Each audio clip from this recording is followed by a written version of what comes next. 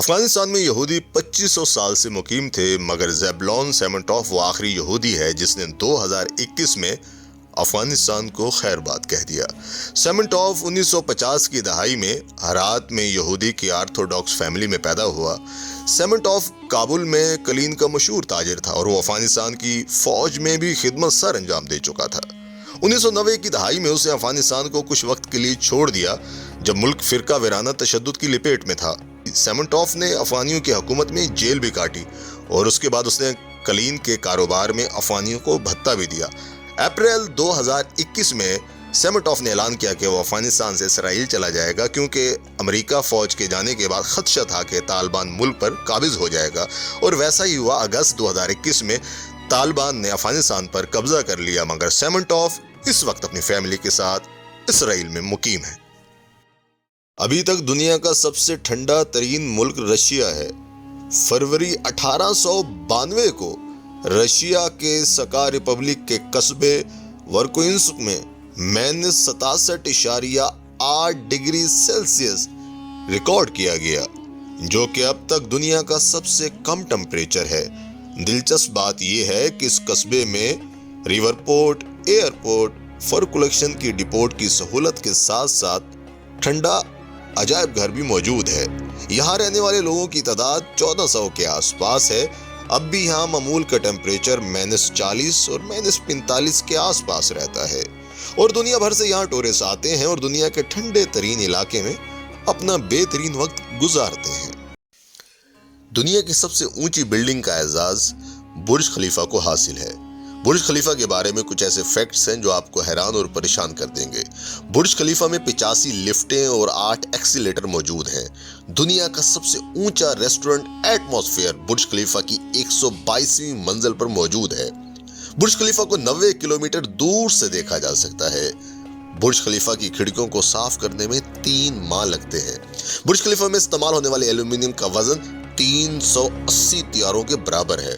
برج خلیفہ میں استعمال ہونے والے کنکریٹ کا وزن 1,00,000 ہاتھیوں کے برابر ہے۔ 2009 سے لے کے اب تک برج خلیفہ کو دنیا کی سب سے اونچی عمارت کا اعزاز حاصل ہے، جہاں سے سورج کو ڈوبتا ہوا آپ 2 بار دیکھ سکتے ہیں۔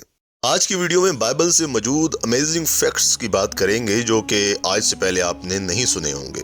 بائبل ایک بہت لمبی کتاب ہے جس میں 1199 چیپٹر شامل ہیں۔ بائبل کے پرانے زمانے کے 929 جبکہ نئے زمانے کے 260 چیپٹر شامل ہیں۔ بائبل کو 3 زبانوں میں لکھا گیا ہے جن میں ہیبرو، ایرامک اینڈ گریک باؤب زبانیں شامل ہیں۔ بائبل میں 6,11,000 الفاظ شامل ہیں۔ چین میں بائبل سب سے زیادہ چھاپی جاتی ہے جس کی تعداد 18 ملین کے آس پاس ہے۔ بائبل کی سالانہ 100 ملین سے زیادہ کاپیاں پوری دنیا میں فروخت ہوتی ہیں۔ مکمل بائبل کا 683 زبانوں میں ترجمہ کیا جا چکا ہے۔ مہر شالہ شہباز بائبل کا سب سے بڑا لفظ ہے۔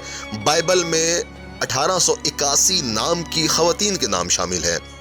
1526 میں ولیم ٹنڈیل نے نئے عہد نامے بائبل کا انگلش میں پہلی بار ترجمہ کیا۔ پٹھانوں اور بنی اسرائیل کے قبائل میں کیا مماثلت ہے اور کیا پشتو زبان جنات کی زبان تھی؟ حضرت سلیمان علیہ السلام کو اللہ نے جنات سے بات کرنے کا علم دیا تھا، اور وہ جس زبان میں بات کرتے تھے ان کے بیٹے افغان کو وہ بہت پسند تھی۔ انہوں نے حضرت سلیمان علیہ السلام سے وہ زبان سیکھی جو کہ پٹھان آج بولتے ہیں، مگر یہ وہ زبان اپنی اصلی حالت میں نہیں رہی۔ بنی اسرائیل اور پٹھانوں کے قبائل کی بات کریں، ان میں بھی مماثلت پائی جاتی ہے۔ پختونوں کے قبیلے ربانی سے بنی اسرائیل کا قبیلہ دا ٹرائب آف ریوبن، شنواری سے دا ٹرائب آف شیمن، لیوانی سے the tribe of levies, Afridi سے دا ٹرائب آف آفریم، دفتانی سے دا ٹرائب آف نفتالی۔ وزیر یا پھر وزیری جو کہ بڑے بال اور سخت جان کی وجہ سے مشہور ہیں، ان سے ملتا جلتا قبیلہ نذیری ہے۔ ان کا ایک تاریخی کردار سیمن ہے جو کہ اپنے بالوں کی وجہ سے مشہور ہے، اور کہا جاتا ہے اس کی طاقت اپنے بالوں میں تھی۔ کیا واقعی پٹھان بنی اسرائیل کی قوم سے تھے؟ ضرور اپنی رائے کا اظہار کیجیے گا۔ جنوری کا مہینہ رومیوں کے ایک دیوتا جینس کے اعزاز میں جنوری رکھا گیا۔ اس دیوتا کی پوجا صرف جنگ و جدل کے دوران ہی کی جاتی تھی، اور امن کے زمانے میں اس کا دروازہ بند ہی رہتا تھا۔ اس دیوتا کے 2 سر تھے جس سے وہ ایک ہی وقت میں آگے اور پیچھے دیکھ سکتا تھا۔ جنوری کا نام اسی دیوتا کے نام پر رکھنے کی وجہ یہ تھی کہ رومیوں کے عقیدے کے مطابق جس طرح یہ دیوتا اپنے دونوں سروں سے آگے پیچھے دیکھ سکتا ہے، اسی طرح انسان بھی اپنے ماضی اور مستقبل کا جائزہ لے سکتا ہے۔ اہل روم نے دیوتا جنس کا ایک شاندار مجسمہ بھی بنا رکھا تھا۔ اہل روم کوئی کام شروع کرنے سے پہلے اس دیوتا سے منت مانگتے تھے، کیونکہ ان کا خیال تھا کہ جنس دیوتا کی منت ماننے سے ہر کام بخیر و عافیت ہو جائے گا۔ رومیوں کے خیال میں یہ دیوتا پہلے آسمان کا دربان بھی تھا، چنانچہ عام طور پر لوگ اپنے گھروں کے دروازوں کی حفاظت کے لیے اس دیوتا سے دعائیں مانگتے تھے۔ اس سال کا 11واں مہینہ رہا۔ 46 قبل مسیح میں رومی شہنشاہ جولیس سیزر نے جنوری میں ایک دن کا اضافہ کیا اور اسے سال کا پہلا مہینہ بنا دیا۔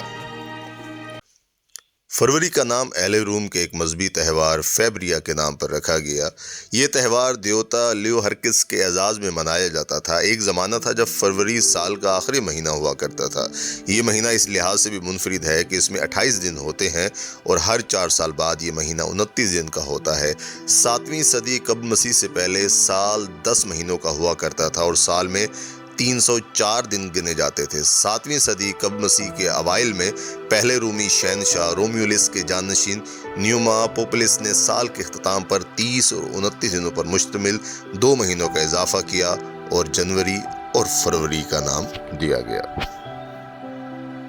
مشرقی افریقہ کے روانڈا سے تعلق رکھنے والے زنزیمان ایلی کو مائکرو سیلفی کے مرض میں مبتلا ہونے کی وجہ سے یہی سامنا کرنا پڑا۔ اس کی ظاہری شکل اور گھٹن زدہ ذہنی صلاحیت نے اس کے گاؤں والوں کو اسے نکال باہر کرنے پر مجبور کیا، جس کے لیے اسے جنگل کی طرف پیچھے ہٹنا پڑا۔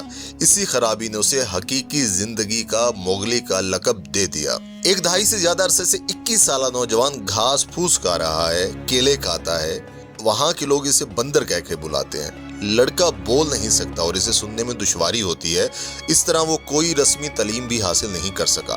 آج تک مائکرو سیلفی کے لیے کوئی ٹیسٹ یا علاج نہیں ہے، لیکن بچے کی پیدائش کے 24 گھنٹے بعد اس کے سر کی پیمائش کر کے ہی اس کی تشخیص کی جا سکتی ہے۔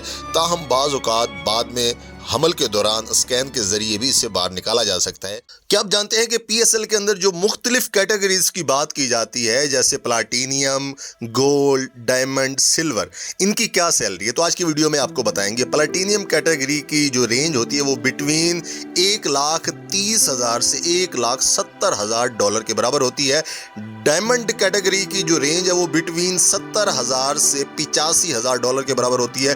گولڈ کیٹیگری کی جو رینج ہے وہ بٹوین $40,000 سے $50,000 کے برابر ہوتی ہے، اور آخر میں سلور کیٹیگری کی جو رینج ہے وہ بٹوین $15,000 سے $25,000 کے درمیان ہوتی ہے۔